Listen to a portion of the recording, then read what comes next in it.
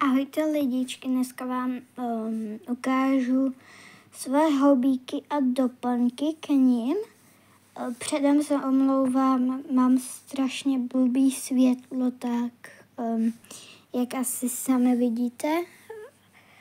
No, prostě mám blbý světlo a malý místo. Že abych začala asi těma hobíkama. Můj úplně první hobík, jako od nějaký značky koupený, ne od kámošky, to bych tady mohla být hodinu s těma hobíkama, nebo vyrobený. No, tak úplně první hobík byl Loki.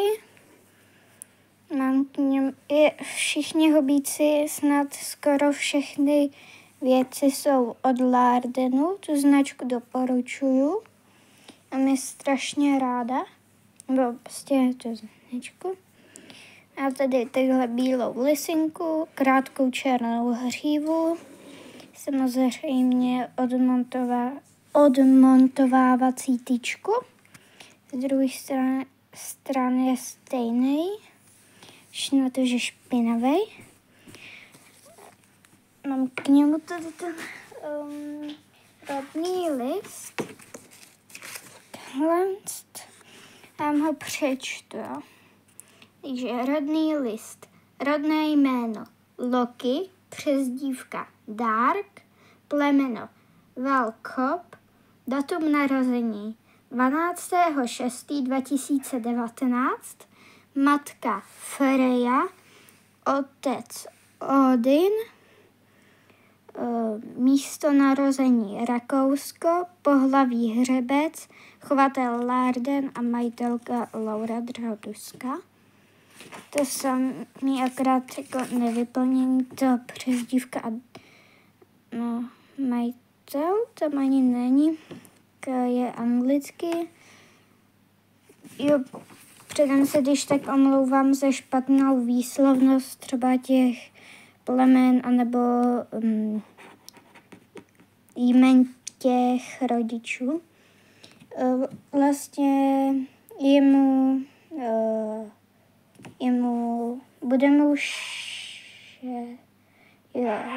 bude mu 6 let. No, co vám tak o něm řeknu, je to můj parkourový kůň.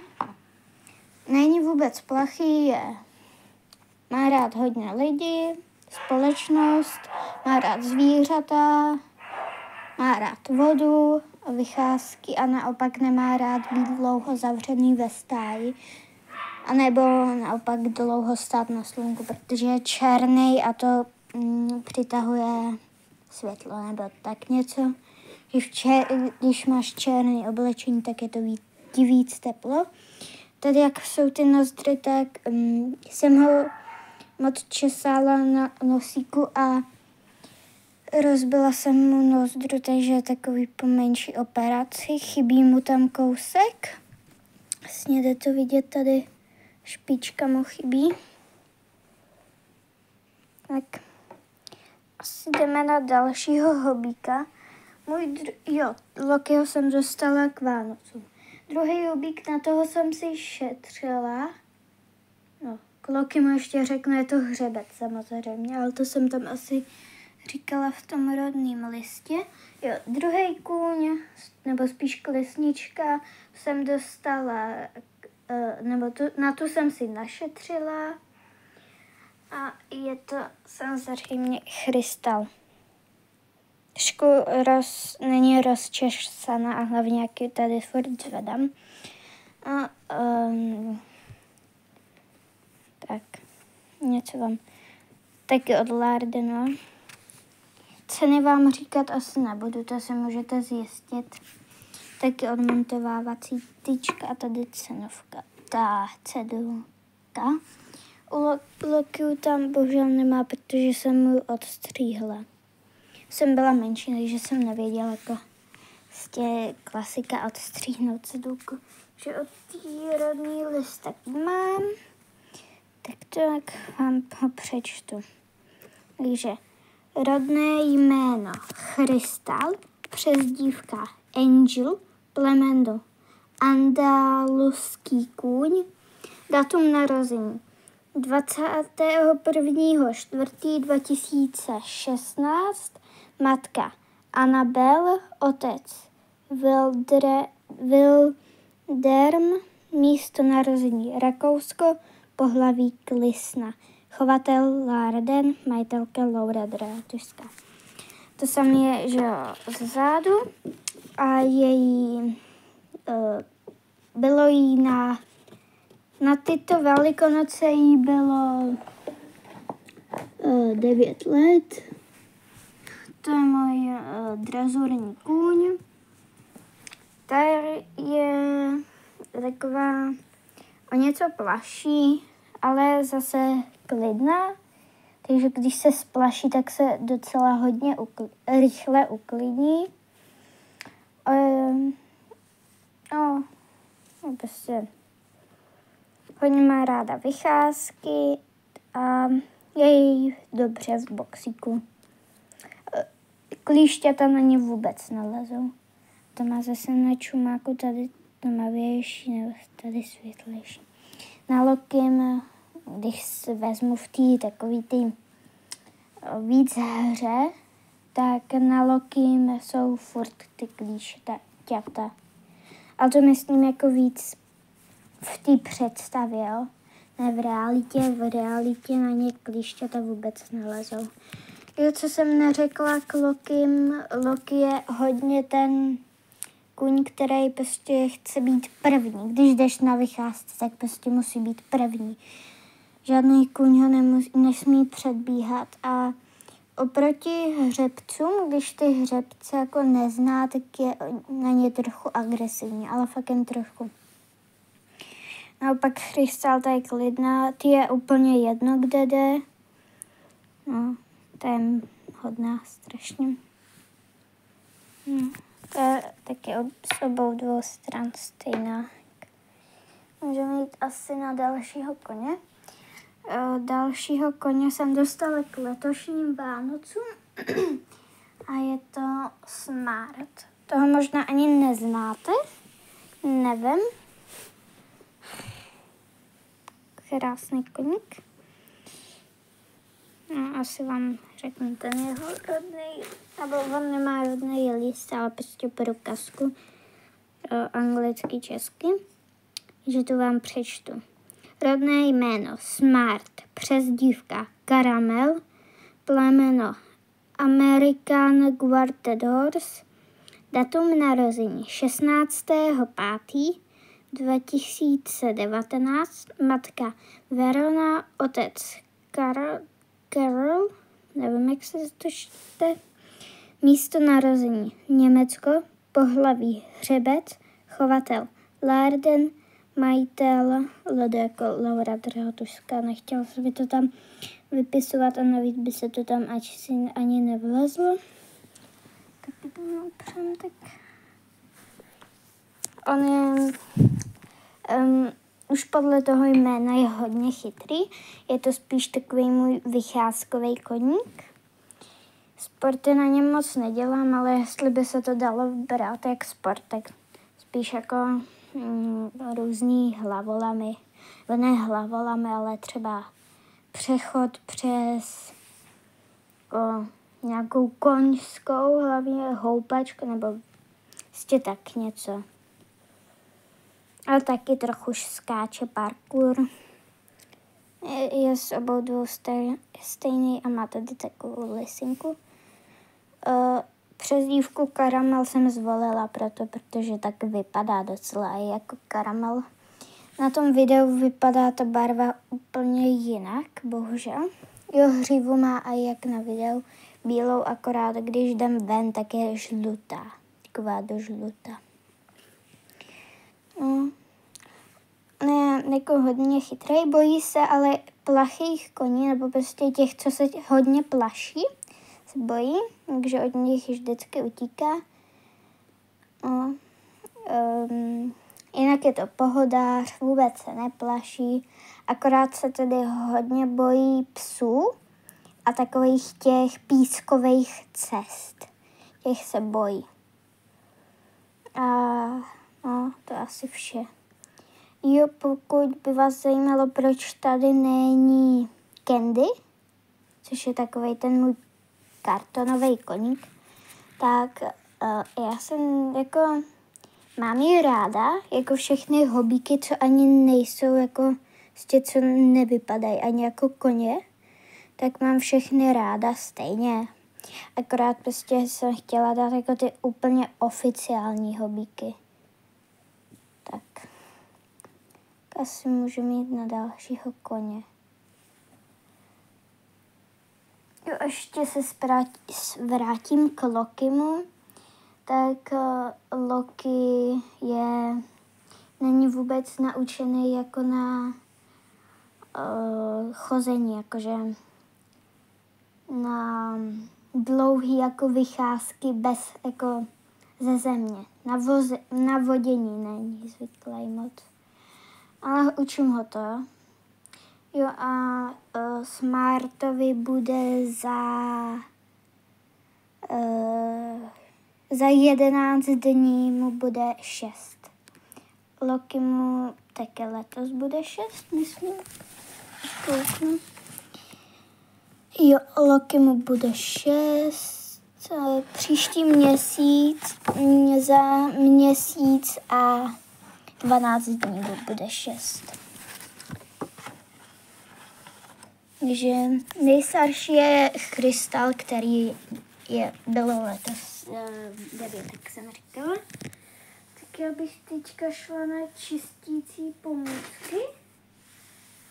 Tak, já si začnem tou nejmenší, což ani není jako vůbec na hobíky. Je to vlastně na čištění třeba těch brček. Nebo to je moc krátké, ale to je takový drátek prostě na jsou chloupky. To používám na čištění uší. Vlastně si podám koně. Tak ukážu vám to. Vlastně to takhle čím do uší a vytrhuje tím. Tak já si ho tady rovnou nechám. Smarta. Potom mám, to už vůbec není ani na nic. To je takový můj vyrobený hřebínek. Stavky vůbec ani nečiše, ale já ho prostě používám tady maximálně na všechny hebky. Tady se mi trošku rozpadal, tak jsem tam nalepila tyčky, když se nerozbije. A toho používám jako tak to na češsání. Se to s jednou rukou nečeše úplně dobře, ten koník se hýbe. Prostě takhle na češsání. Tak pak další používám toto, což je jako na psa, ale prostě já to používám na hobíka, takže takto. Je zvláštnost taková na Smartovi. Hladí se jak normální koně, ale ti ostatní se hladijou navrch, prostě dolů ne, ale navrch. Já to vůbec nechápu, protože že jo, kůň hladíš jako z krku dolů a ne jak u tam těch navrch. No a pak toto vám můžu ukázat jedině na Lokim, což používám na jeho hříbu. Nedělám to na vlnu, protože se ho nechci jako rozčesat, jako prostě rozvázat tu vlnu. Já se vyměním koně na Lokiho. Tak.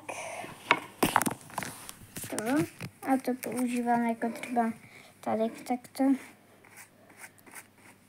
Prostě tak. No, tak koně si odložím.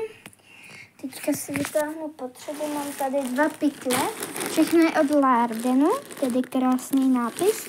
Tady mám jako dečky a jako co je jako jak plach, nebo ne plach, ale prostě co je, nevím, co je oblečení, jak kdyby.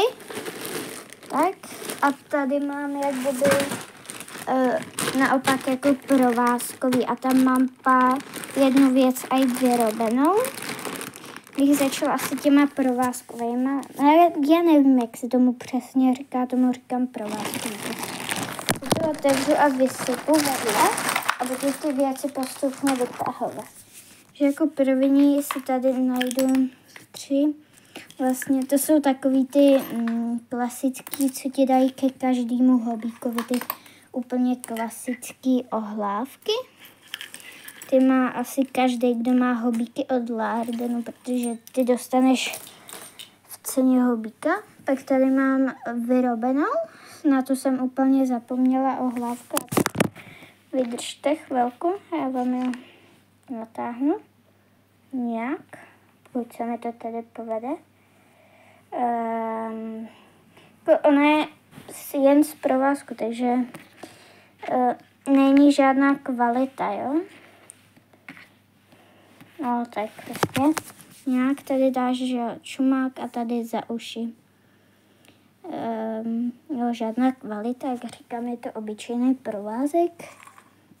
A další tady mám nákrčník a ten se jako povoluje těma sukama a to nezvládnu jednou rukou. Vlastně, když to posuneš víc k sobě, tak se to utáhne a pak to natáhne, povolí. A když to naopak od sebe, tak se to utáhne. Tak. Jo, pokud jste si i když zatím jste si nevšimli, vám řeknu pak. Tak, a další věc tady máme. Toto sice není jako provázková, ale já to tam mám od Lardenu stužku, kterou jsem dostala vlastně k Smartovi, kterýho jsem neříkala, ale ten je od Ježíška. Jsem dostala k němu krásnou stužku. Hodíme si ho tam. Mašly. Tady mám, teď jsem zapomněla, jak se to jmenuje. Já se omlouvám, mě to vypadlo. Pokud víte, tak to napište do komentů. Je to vlastně to na otěže, aby ti tak nelítali. Myslím Martingale. Teď mě když tak opravte, fakt je to, myslím, že je to Martingale. To se dá vlastně hobíkovi až dolů, skoro k tyčce. To ani moc nepoužívám, protože se mi to nechce nasazovat. Pak tady mám klasický vodítko, který byl jako úplně můj první doplněk, když nepočítám vyrobený vodítko, který jsem dala svý kamošce.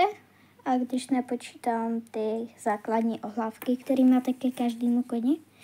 Tady mám prostě krásný dlouhý vodítko, na kterým jsem jezdila. Byla moje jediná věc. Pak další tady mám tu moji vyrobenou, jak jsem říkala, věc. To je úplně, mám jen na vodění, třeba z stáje na židli. Tady máš na čumák a toto dáš za uši a tady, že ho to připneš. Jen prostě se mu to lehce nasadí a vodím ho třeba jenom ze stáje na židli, bych se mi líp česal. Pak jako další tady mám ohlávku s beránkem. Vlastně, no, tady na čumák, tady dozadu a ta se připíná jen ze spodu. Taková lehoučka, ohlávka s heboučkým strašně beránkem. Teďka tady mám otěže, moje jediný otěže, s kterým mám taky jenom jezdím. Už nejezdím ani s tím vodítkem, to vodítko používám jen na vodění. Krásný dlouhý otěže. Je všechno kromě toho vyrobeného, což je ta provázková ohlávka a ta taky jednoduchá, jak jsem vám říkala. Tak to jsou moje všechny věci jako provázkový. Tak a teď tady máme jako tyto, který se taky vysypou bokem. Na chvilku si položím level. Tak, sypem. Tak, začnu asi toto. Je taková deka, ní máš dvě části, toto je dolů a toto je jako víc navrch, tohle je těsně za uši. Mám pocit, že je to takto. Jo, takto se tam ještě tak připne. Toto dáš vlastně, to máš až na hůlku, toto je asi takto za tím koncem hobíka, jako koncem těla. A toto máš těsně za uši, možná i přes, teď si nejsem jistá. Je to taková velká dečka, kterou jsem si přála k narozkám. Jen u vám asi řeknu cenu, stála 900. Pro někoho se to může zdát drahý, ale tak, jako, tak jak máš značkový boty za 10 000 a za 500 korun, tak jako s tím mě to nepřijde jako zase tak přehnaný. Pak tady mám pláštěnku,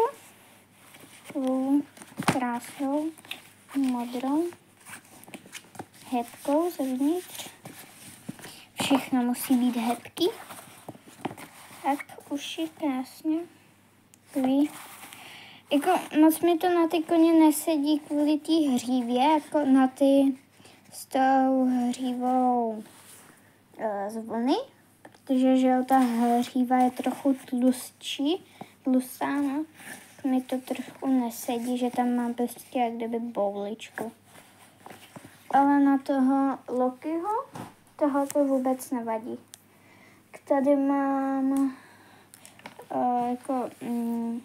nevím, jak se to jmenuje, ale prostě, aby se ti koň nezašpinil, tady to tak utáhneš.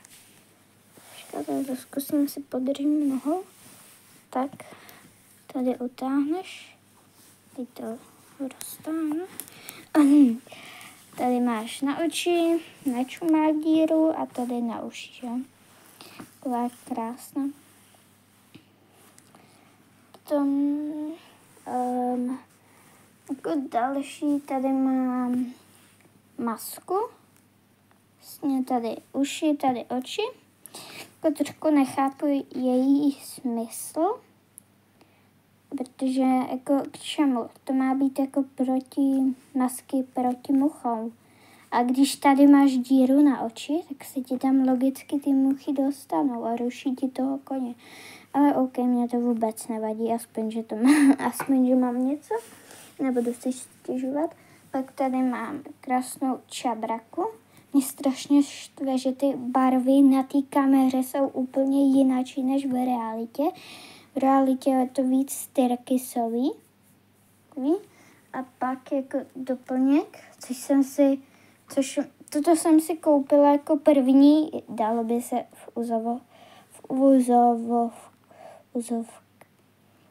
neříšte, co jsem chtěla říct. Vlastně dalo by se říct, že jsem si to koupila jako první obleček a k tomu mi Ježíšek přinesl deku. Takže jako mám takový menší setík. Jako je to úplně omylem, nic chválně, ale zase je to úplně víc tyrkysový. Mě to tak štve, tady je to jako modro-bílý, ale je to tyrkysový. Tak to je jedno. Tak to zbalím a víc toho nemám. No, já nevím, co bych vám ještě asi tak řekla. Já vám leda tak ještě ukážu akvárko. Chvilku. Od toho je to, že to nesvítí, znamená, že je to vyplý, já to rozsvítím. Teď se nám zaplo světlo. Akvárko je takovýhle. Já jsem si teď neuvědomila, já jsem to celou dobu točila na výšku, za což se vám strašně omlouvám. Moje nejtlustší ryba, tady šnek od kamošky, trošku větší šnek. Moje jedna bojovnice, moje druhá bojovnice jsou na sebe úplně hodný, akorát tato má o dost větší ploutev než tato, takže mám podezření, že je to skrytý kluk. Toto je Buba, toto je Dory, toto je Bílek Jo, bílek, tam vzadu je plachlík toho vzadu. Pak tam jsou nějaký neonky. Počkat. Jo, tato tetra je chudá. Další nevidím. Jo. Tam vzadu je opičák.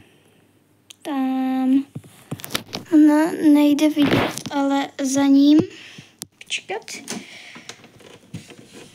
je opička, jestli ho vidíte, nevím. Tam opička čučí trošku. To na té kameře nejde vidět, ale vlastně je tam opička vzadu tam. Už se mi ukázaly neonky, ale svoji tady nevidím. Mám ještě neonku jednu, ta se jmenuje Paní Malá. A tam možná někde tam vzadu. A jestli mi můžete pomoct jmenovat toho šneka. Já pro něj nemám jméno. Zkuste nějaký vymyslet.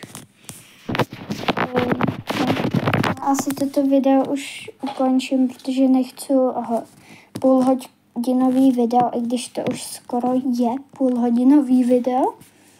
Tak uvidíme se u příštího videa a